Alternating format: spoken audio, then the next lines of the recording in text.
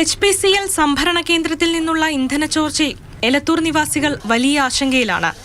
Overflow പ്രശ്നം പരിഹരിച്ചെന്നായിരുന്നു HPCL അധികൃതർ വ്യക്തമാക്കിയിരുന്നത്. ഇന്ന് രാവിലെ നാട്ടുകാരെത്തി ഓവുചാലിന്റെ കൂടുതൽ സ്ലാബുകൾ ഉയർത്തി നോക്കിയപ്പോൾ വീണ്ടും ഇന്ധനച്ചോർച്ചയുണ്ടെന്ന് കണ്ടെത്തി. ഇതോടെ HPCLന് ഗുരുതര വീഴ്ചയുണ്ടായെന്ന് വ്യക്തമാവുകയാണ്. ആശങ്കയിലായ ജനങ്ങൾ കടുത്ത പ്രതിഷേധത്തിലുമാണ്. ഉമ്മയുടെ രോഗിയാണ് ഒക്കെ ഒരുപാട് വട്ടം കംപ്ലൈന്റ് പറഞ്ഞതാണ്. അവർ വന്ന് അന്വേഷിക്കും, പിന്നെ ഒരു ഒന്നുമില്ല. ഇന്നലെ പ്രശ്നം പരിഹരിച്ചെന്ന് പറഞ്ഞാൽ ഞങ്ങൾ ഇന്ന് ഇവർ പ്രശ്നം പരിഹരിക്കാൻ ഇവരതിന്റെ ഗൗരവത്തിൽ ഇതുവരെ എടുത്തിട്ടില്ല. HP അധികാരികൾ ഈ ഫയർഫോഴ്സിനെ വിളിച്ചതും പോലീസിനെ വിളിച്ചതൊക്കെ ഞങ്ങൾ നാട്ടുകാരാണ് വിളിച്ചത്. മലിനീകരണ നിയന്ത്രണ ബോർഡ്, ദുരന്ത നിവാരണ അതോറിറ്റി, ആരോഗ്യ വിഭാഗം എന്നിവർ സ്ഥലത്തെത്തി സംയുക്ത പരിശോധന നടത്തി.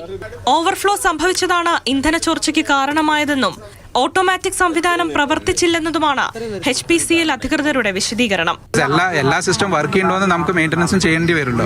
ഇപ്പൊ ആ ടാങ്കിന്റെ മെയിൻ്റനൻസ് ആണ് ഞങ്ങൾ ചെയ്യണത്.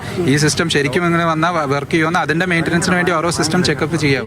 ഇതിനോടകം 20 ഡ്രമ്മുകളിലായാണ് ഇന്ധനം ഓവുചാലുകളിൽ നിന്ന് മാറ്റിയത്. മോട്ടോർ ഉപയോഗിച്ച് ഇന്ധനം മാറ്റുന്നത് തുടരുകയുമാണ്. ചോർച്ച ആരംഭിച്ച മണിക്കൂറുകൾ പിന്നിട്ടിട്ടും ഉദ്യോഗസ്ഥരുടെ ഭാഗത്തു നിന്നും കൃത്യമായ വിശദീകരണം ലഭിച്ചിട്ടില്ല. HPന്റെ കയ്യിൽ അവർക്ക് വീഴ്ച പറ്റിയിട്ടുണ്ടെന്ന് നമുക്ക് ഉറപ്പാണ്. ആ വീഴ്ചയെ പറ്റിയുള്ള കാര്യങ്ങളും എങ്ങനെയൊക്കെയാണോ അത് പരിഹരിക്കേണ്ടതെന്നും കൂടെയാണല്ലോ ഇപ്പം നോക്കുന്നത്. 50 ബാരലിലധികം ഇന്ധനം ഇനിയും ഒഴുകിയെത്താനുണ്ട് എന്നാണ് അധികൃതർ വ്യക്തമാക്കിയത്. എന്നാൽ അതിലൊരു കൃത്യമായ കണക്ക് ഇതുവരെ പറഞ്ഞിട്ടുമില്ല.